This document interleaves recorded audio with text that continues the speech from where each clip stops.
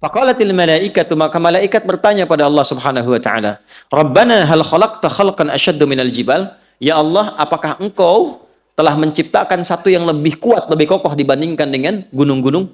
Ada enggak yang lebih kokoh dibandingkan gunung? Maaf, kalau pasak itu harus kokoh enggak? Harus kuat enggak? Nah, maka Allah menjadikan gunung itu kuat, kokoh. Lalu malaikat bertanya, "Ya Allah," sebagai adab, "Ya Allah, apakah ada makhluk yang lebih kokoh, lebih kuat dibandingkan dengan gunung?" Ya. Qala na'am, maka Allah menjawab, "Ya, al-hadid, besi." Besi dari segi kekuatannya maksudnya.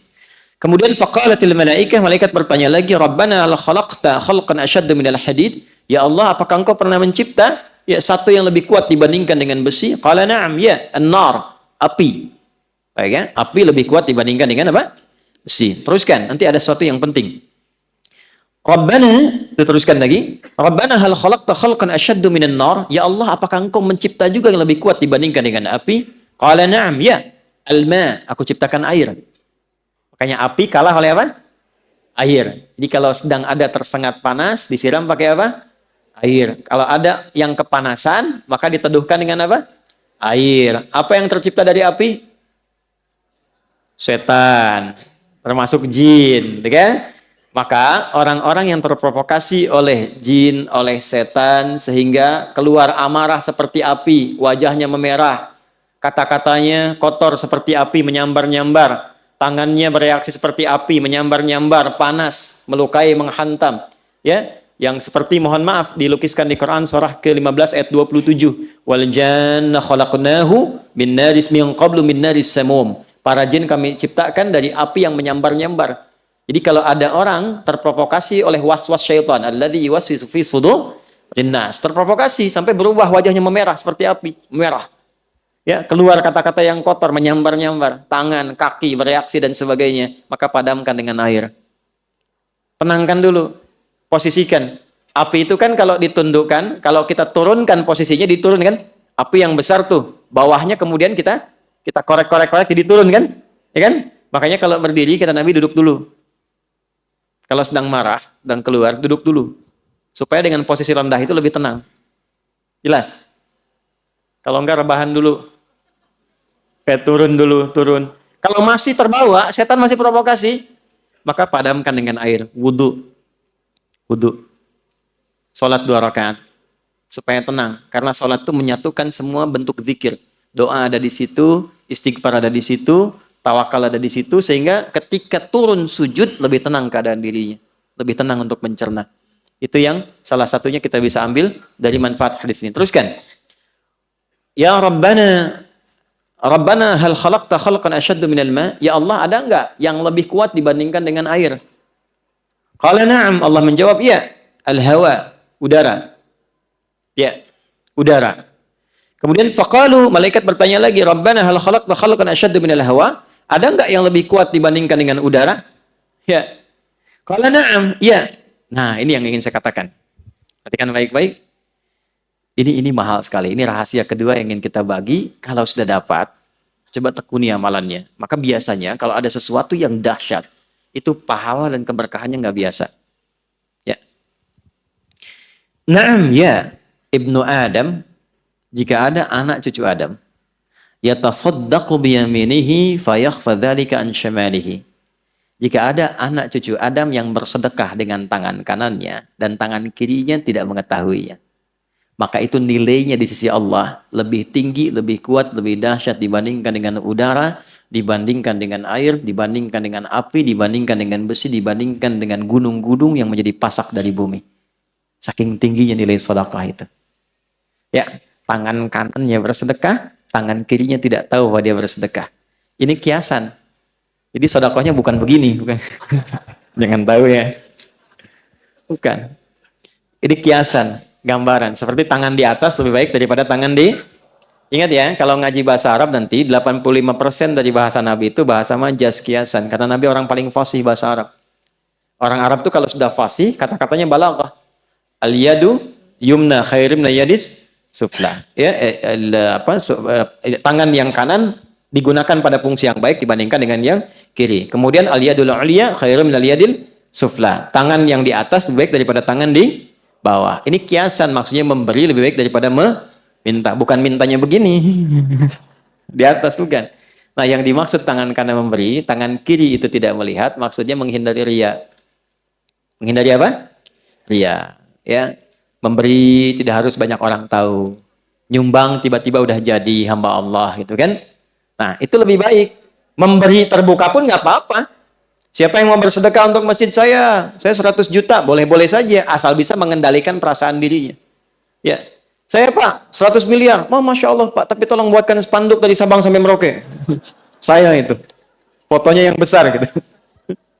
Nah, itu persoalan. Nah, jadi ternyata saya mau berikan rumus sedekah itu. Kalau dilakukan dengan niat yang ikhlas, itu nilainya tinggi di hadapan Allah sampai mengalahkan kuatnya pasak gunung yang menjadi pasak bumi. Kuatnya gunung yang menjadi pasak apa? Bumi. Ini bahasa kiasan. Maksudnya apa? Saking tinggi nilainya di sisi Allah, itu sampai mengalahkan kekuatan gunung sebagai pasak apa? Bumi. Makanya kalau ada orang bersedekah dengan bentuk harta, itu nilainya di dalam surah Al-Baqarah di ayat 261. Itu paling sedikit 700 kali lipat. Berapa? Paling sedikit ya, karena ayatnya suka dipotong sampai situ padahal belum selesai. Matsalul ladzina yunfiquna amwalahum fi sabilillahi kamatsali habbatin ambatat sab'a sanabil 7 fi kulli sumbulatin mi'atu habbah 100. 1 kali 7 kali 100. Berapa? 700. Belum selesai. Wallahu yudha'ifu liman yasha wallahu wasi'un alim. Dan Allah akan melipat gandakan tanpa batas bagi siapapun yang tidak pernah berhitung dalam memberi. Jadi kalau nggak berhitung, Allah beri tanpa hitungan. Dan yang dimaksud 700 itu, jangan dipahami dengan batas materi, sehingga menjadi materialistik.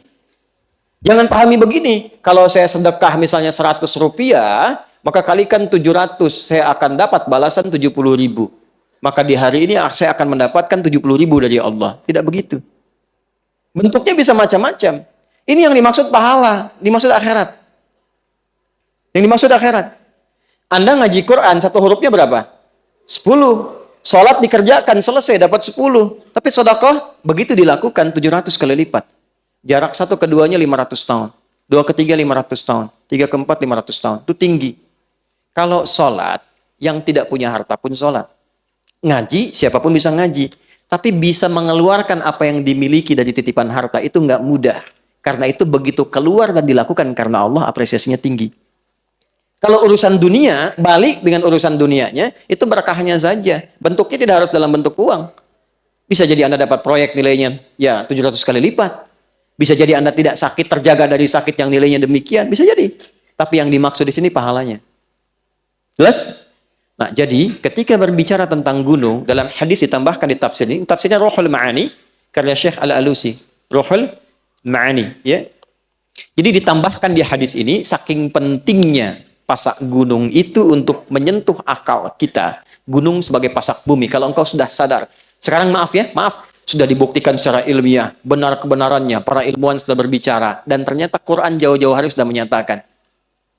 Lalu alasan apa lagi yang Anda jadikan untuk menyoal Quran?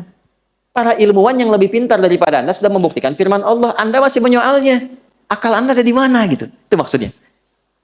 Jadi kalau masih ada orang-orang sekarang yang iseng menyoal isi Quran, memotong-motong, ngambil, bicara tentang jilbab, bicara tentang ayat tahajud, bicara tentang masjid, potong-potong ayat tentang ini dan itu, memotong ayat tentang surga, bicara tentang neraka, ya, dipotong-potong dan sebagainya, dibalik tanya oleh Quran, hei, yang paling pintar aja sudah membenarkan apa yang Allah sampaikan. Ente yang kepintarannya nggak nyampe situ masih menyoal, otaknya masih ada nggak? Jangan dipotong videonya ya. Ya, itu maksudnya. Jelas?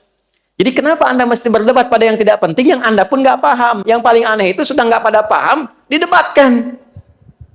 Didiskusikan. Tapi nggak memahami itu gitu. Jangan sampai terjadi ada umat yang demikian, cuman ramenya aja. Ya, muncul persoalan ini rame dibahas gitu kan. Ada hubungan juga enggak, anak belum dimandiin. Gitu kan? Ya, pekerjaan belum disiapin, rame bahas KDRT. Halo? Kenapa? Betul nggak? Iya. Mendingan kita daripada ngaji. Daripada begitu kan mendingan ngaji kan? Jelas dapat pahala. Kan? Nyiapin anak-anak. Dekatkan pada yang baik-baik. Coba, yang ngalamin bukan Anda.